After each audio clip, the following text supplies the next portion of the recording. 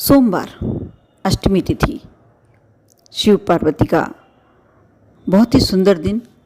यदि किसी व्यक्ति के या किसी लड़की के, महिला के चेहरे पर काले या सफ़ेद ऐसे निशान जो इलाज करवाने के बावजूद नहीं जा रहे हैं, बहुत प्रयास कर लिया आपने, नहीं जा रहे हैं, तो आज जो मैं उपाय बता रही हूँ सोमवार अष्टमी तिथि का ही है और गुरु जी की कथा के द्वारा सुनकर मैं आपको बताने का प्रयास कर रही हूँ। आप यह उपाय अवश्य कर देखें। बहुत छोटा सा उपाय है। आपको करना ये है कि सोमवार की जो अष्टमी तिथि है उस दिन सुबह थोड़ा सा कच्चा दूध एक अलग कलश में ले जाएं। कलश स्टील का होना चाहिए और एक कलश में जल भर कर ले जाएं। आपको पहले कच्चा दूध जो माता अशोक सुंदरी का स्थान है वहाँ समर्पित करना है, अपने नाम और गोत्र बोलते हुए। साथ में उसके ऊपर थोड़ा सा जल समर्पित कर दें और पूरा भगवान भोलेनाथ पर जो शिवलिंग है उस पर समर्पित कर दें। वह जो जल और दूध का मिश्रण है आपको भरकर कलश में ले आना है, घर ले आएं और शाम की समय जब सूर्य अस्त का समय हो, दोनों समय मिल रहे हों, उस समय आप जल में डालकर स्नान कर लें। अपने जो स्नान का जल है आपका उसमें डालकर स्नान कर लें। चेहरे पर अच्छे तरीके से लगाएं। जहाँ आपका जो काले काले धब्बे या सफ़ेद धब्बे बने हुए हैं वहाँ अच्छे तरीके से लगाकर स्नान कर लें। आप देखना बहुत ही जल्दी आपके चेहरे के वह निशान चले जाएंगे। दूसरा उपाय बताने जा रही हूँ। यदि किसी व्यक्ति के दाम्पत्य जीवन में क्लेश है, कलह है, बहुत ज़्यादा अशांति रहने लगी है, तो महिला भी कर सकती है, पुरुष भी कर सकता है। आपको करना है कि एक बेलपत्र ले जाए और जो ऊपर शिवलिंग के ऊपर जो कलश रखा हुआ होता है, कलश जिसमें से बूंद बूंद जल शिवलिंग पर टपकता रहता है, जो शिव जी की पुत्रियों का स्थान माना जाता है, उसमें डंडी के सहारे आपको बेलपत्र डालना है उस कलश में और उस समय अपना नाम, गोत्र, अपने पति का नाम बोलना है, स्मरण करना है और भगवान भोलेनाथ से विनती करना है कि हम दोनों में बहुत ज़्यादा क्लेश है, हम दोनों में संबंध मधुर हो। ऐसा कर कर आप अपने घर आ जाइए। आप देखेंगे बहुत ही शीघ्र आपको तुरंत घर पहुंचते ही आपको परिवर्तन दिखाई देने लगेगा। गुरु जी की जो कथा के द्वारा उपाय बताए जाते हैं वो बहुत कम समय में और आपको पॉजिटिव रिजल्ट्स देते हैं। कल अष्टमी तिथि है। यदि जो पशुपति व्रत करने का आरंभ करने का सोच रहे हैं वह कर सकते हैं। जो बहुत समय से रुके हुए थे कि कोई अच्छा समय हमें मिले तो हम पशुपति व्रत स्टार्ट करेंगे, शुरू करेंगे, वह कर सकते हैं, कर लीजिए। बहुत ही सुंदर समय है। यदि आपको धन संपदा के लिए करना है कि आपका पास बहुत ज़्यादा धन की कमी हो गई है, तो जो 8 गांठों वाला उपाय है ये भी गुरुजी ने अपनी कथा द्वारा ही बताया है और इस उपाय को करने के बाद आप देखेंगे बहुत शीघ्र आपके घर में लक्ष्मी का आगमन शुरू हो गया है। आपको करना ये है कि एक बेलपत्र लेकर शिवालय जाएं, एक कलश जल का ले जाएं। किसी भी समय कर सकते हैं, इसमें समय का कोई विशेष वह नहीं पड़ता है, बस सोमवार अष्टमी तिथि पर होना चाहिए। जो कलावा होता है, कलावे की लच्छी ले जाएं। कलावा आप सभी समझते होंगे, नाड़ा बोलते हैं, जो पूजन में उपयोग में लिया जाता है। आप क्या बोलते हैं मुझे नहीं पता, लेकिन उसे हमारे इधर कलावा ही कहा जाता है। आप एक बेलपत्र ले जाएं, उसकी डंडी थोड़ी बड़ी होना चाहिए।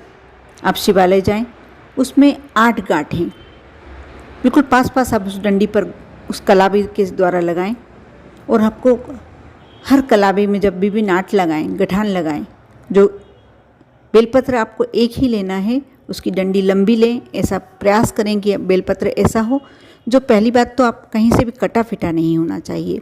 आप घर लाएंगे जब उसे धो लें और लंबी डंडी का हुआ तो ज़्यादा अच्छा रहेगा। आप उसमें कलावे से गठान लगाते जाएं।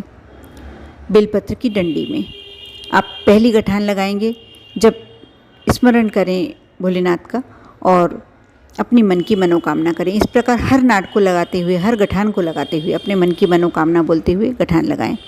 इसे जो माँ अशोक सुंदरी वाला स्थान है जो शिवलिंग पर होता है उधर समर्पित करें। उसकी जो डंडी होगी वह आपकी तरफ होना चाहिए।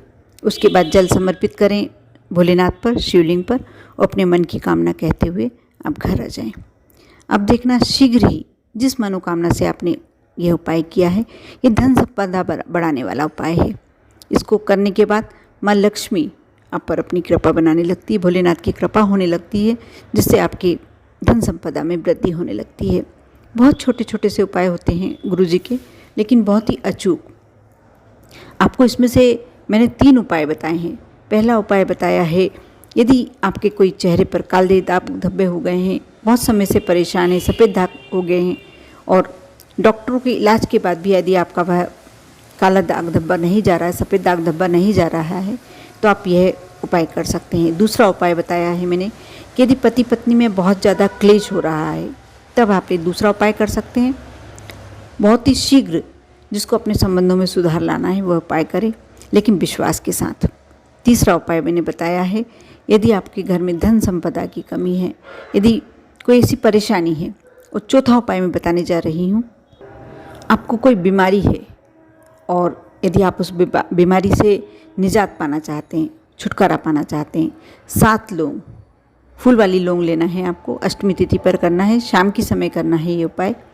आप 7 लौंग लेकर जाएं जो फूल वाली हों और उसे जो अशोक सुंदरी माँ अशोक सुंदरी वाला स्थान है वहाँ समर्पित करें, अपने मन की कामना करते हुए विनती करें। और उसके बाद वो 7 लौंग मंग कर भोलेनाथ से आशीर्वाद के रूप में, प्रसाद के रूप में लेकर और उठा लाएं। उसे रोज़ सुबह बिना कुछ खाए पिए, यानी आपको जब कुछ नहीं खाया है आपने, तब वह लौंग एक लेकर सुबह सुबह 7 दिनों में आपको 7 लौंग ख़त्म करनी है। अब देखना, आपको कोई भी बीमारी हो, आपकी बीमारी शीघ्र दूर होने लगेगी। और साथ में आप यह कार्य कर सकते हैं, यदि परिवार का कोई मेंबर यदि इस तरीके से बीमार है, तो आप उसको टच करवा कर वह लौंग ले जाएं, समर्पित करें। वह नहीं जा सकता है, यदि शिवालय वह जाने की योग्य नहीं रहा है, उठ नहीं सकता है, बिस्तर पर है, तो भी आप यह कार्य कर सकते हैं। आप स्वयं जाकर शाम के समय ये कार्य करें, प्रदोष काल में ये कार्य करें, लाएं और एक एक लौंग करके प्रतिदिन उस व्यक्ति को खिला दें। बहुत शीघ्र उसके स्वास्थ्य में लाभ होने लगेगा। ये उपाय विश्वास के साथ जिसने भी किए हैं अवश्य फ़ायदा पाया है।